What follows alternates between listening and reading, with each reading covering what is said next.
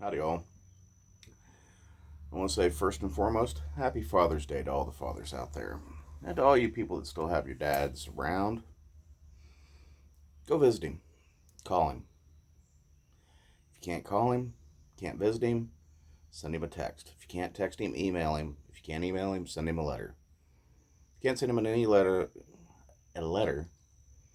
or email him, or text him, or call him, maybe try some smoke signals. Most importantly, get a hold of him today. Let him know you're at least thinking about him. But he's still around. You should spend time with him when you can.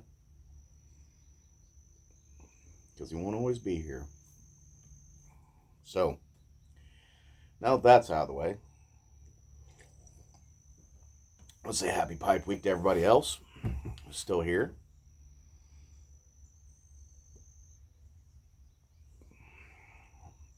Going to try and do as many videos as I can throughout the course of this week. But since today's Father's Day, oh, a little Rosie, Prince Albert, bitched up. But anyway, since it's Father's Day, I figured I would tell you some stories about my dad. Alright. So, he was born in Indiana. He lived in Texas for a few years. When he was in Texas, it was the Kennedy assassination era. So, the day of the assassination, the entire school packed up, went to the parade in town, which was the town before where Kennedy got assassinated. So, parade comes through, all the kids get to see the president. Ooh, it's awesome. They all pack up, and like 2 hours later, they all find out he'd got shot.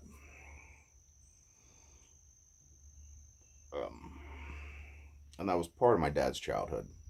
My grandfather was a hard ass, violent, from what I understand. He passed away shortly after I was born. He had bone cancer. I don't remember him. But anyway, and that made my dad a bit of a bruiser. He was a brawler. He liked to fight. When he got older, he liked to fight.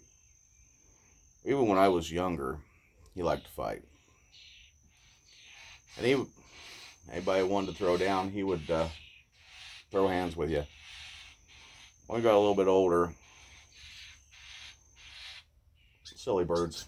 It wasn't so much about fighting for him as it was doing what's right. So if you started a fight with him, he would end it. And speaking from personal experience, it was usually quick.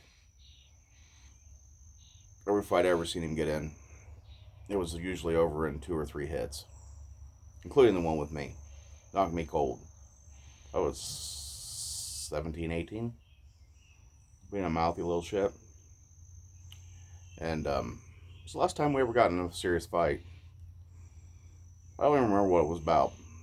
I was going to do something. He said, no, I wasn't. I said, yes, I was. And me being a teenager and a smart mouth, I popped off something about what are you going to do about it, old man? And he cleared the kitchen in which we were in about 1.25 steps and just drilled me. I don't know how many times he hit me because I don't remember any of it.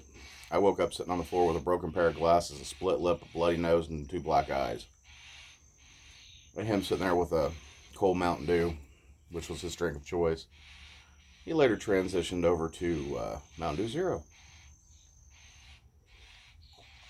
Sitting there with a cold Mountain Dew, sealed, waiting for me to wake up. He handed it to me. And we sat and had a little conversation. He goes, now you're not going to do what I told you you're not going to do, right? He's like, yeah. I was like, yeah, okay. I ain't doing it. Where you say goes, Pops.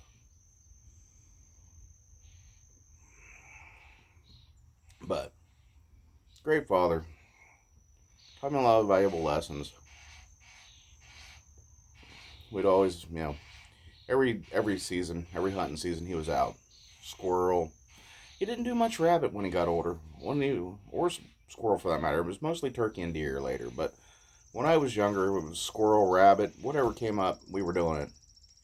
We even hunted mushrooms and wild berries and stuff occasionally. Which is not really hunting, it's gathering. But he was an outdoorsman, through and through. He'd won many national and regional championships in black powder muzzleloading. Black powder shotgun to be exact. He'd done quite a bit with rifles too, but he really loved the black powder shotgun, shooting skeet and trap.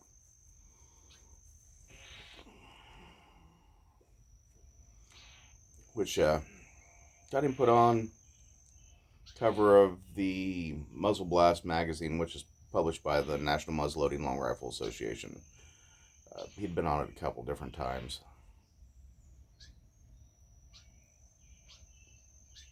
Here in a minute, I'll show you something. Let's see, what else?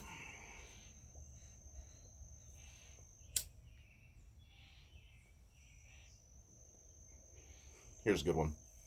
So when I was younger, he would sit and tell me all the stories about all the dumb stuff he did when he was younger. Drag racing, hot rodding, running from the cops, all kinds of silly stuff. Hiding from game wardens, hunting out of season for raccoons predominantly, or hunting without a license. That was a big one. May not even been out of season, may have been without a license. And he'd hide from them, which is funny. Anyway, he would tell me all these stories about all this crazy stuff he did, and then when I would do it, I couldn't get in trouble for it because he had already told me about it. That he'd already done it. So I didn't get in trouble, but he would have one of those talks. This is how you get hurt, and this is how you get in trouble. You shouldn't be doing that. I know I did, but you don't have to do everything I did. That type of stuff. He was a crazy feller. But he was also a businessman. Had a carpet installation. His profession by trade was flooring installation. He had a carpet installation business for a few years. He bought a piece of property, had built a BP gas station on it, run it for several years. At the same time, he owned a flea market, run it for a while, sold the gas station, continued to run the flea market, sold the flea market,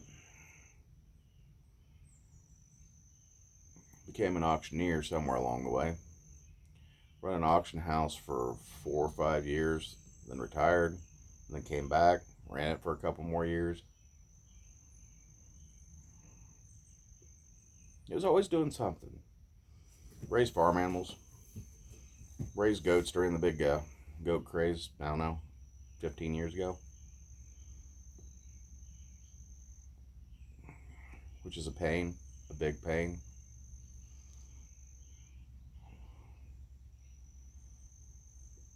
Made good money while they were popular, but man, the market fell out quick.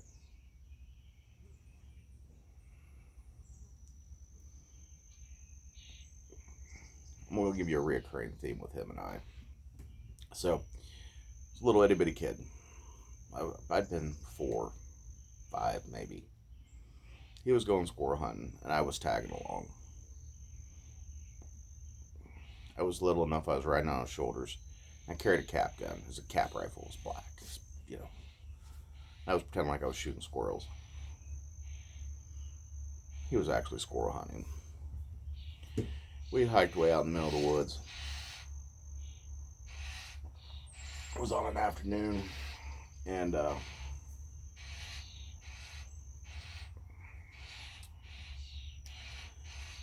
we were out, and we hiked way out.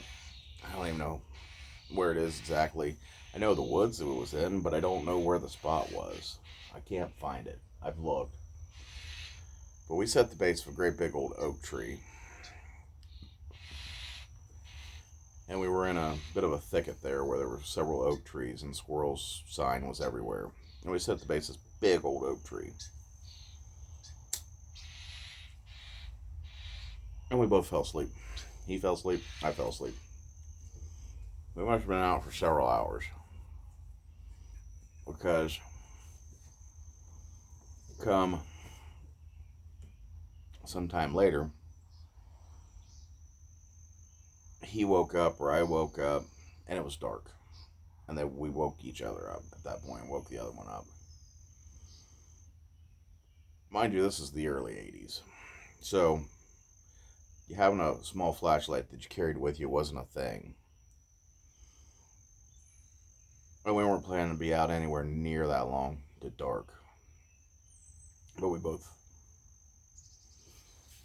fell asleep. It took us like 4.5 hours to weasel our way out of that woods. We had somewhere between 3/4 of a mile and a mile to go. Once we found the abandoned county road, it got a little bit easier because it was just overgrown and we could walk it. But it had trees and stuff growing up through it even then. It was just abandoned.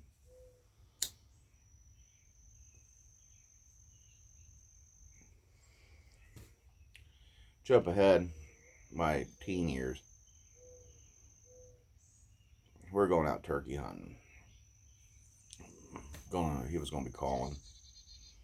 I was going to be the shooter. My uncle had already gone out and got turkeys. And then this was the first weekend after opening the turkey season, so I was off school. And we went out, walked up in the woods, 5, 6 o'clock in the morning, before sun up, got leaned against a tree. It's early spring, starts to rain, watershed going on, dripping down, it's warm, and he fell asleep, and then I fell asleep. And we sat there for, I don't know, 2 hours, 3 hours, napping, both of us. About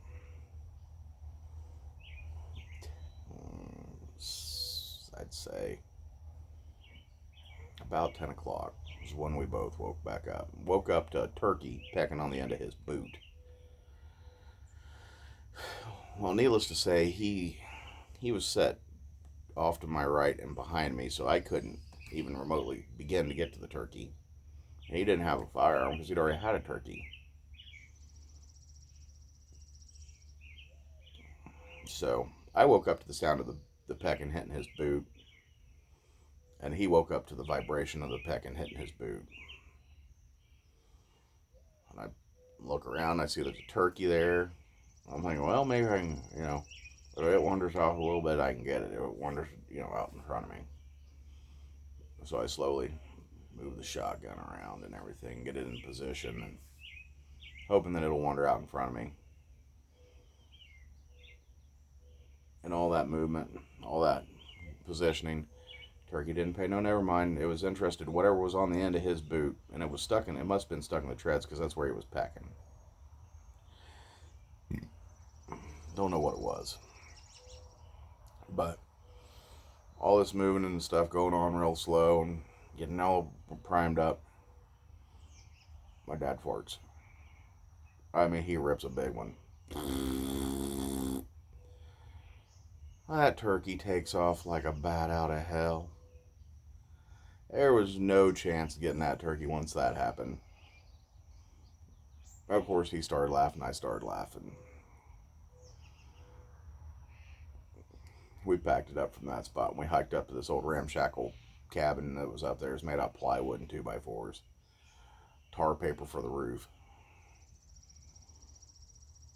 It was there when he bought the property. It was rough. Floor was half gone. Roof was in a bad way. But it had bunks in it. We went in and No mattresses or anything, just hardwood bunks. one in one in there. We both lay down, and went back to sleep. Slept through the rainstorm, the turkey hunt. We left the front door open in case something wanted to wander up.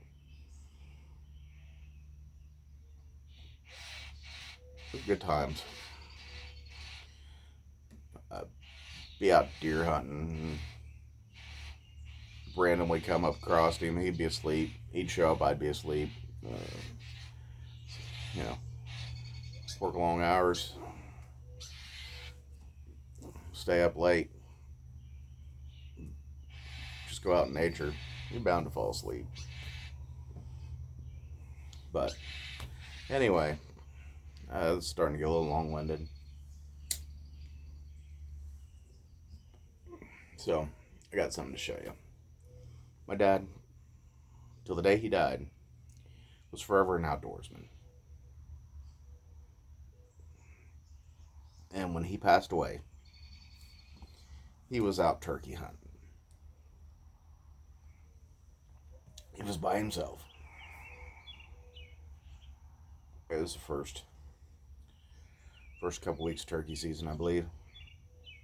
It might have been late turkey season, but it was in April. Anyway,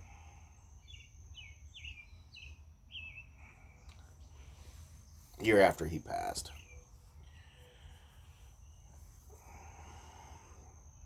he got put on the cover of Muzzle Blast again. My uncle, who's a bit of a writer, wrote an article for them about one of their hunting trips that happened a few years prior. And he contacted him, and everybody down there knows who he is because he'd won so many titles, and my dad was a people person, he knew everybody. And then he submitted that, contacted him, and asked him if they thought it was a good fit. And I said they'd publish it in the magazine. They wanted a picture. So my uncle sent him a picture from the hunting trip that he wrote about. And they ended up putting him on the cover, which I thought was awesome. Good article, too. Anyway, remember, folks, if you aren't having fun, you ain't doing it right. Be safe out there. Tell your dads you love them. Later.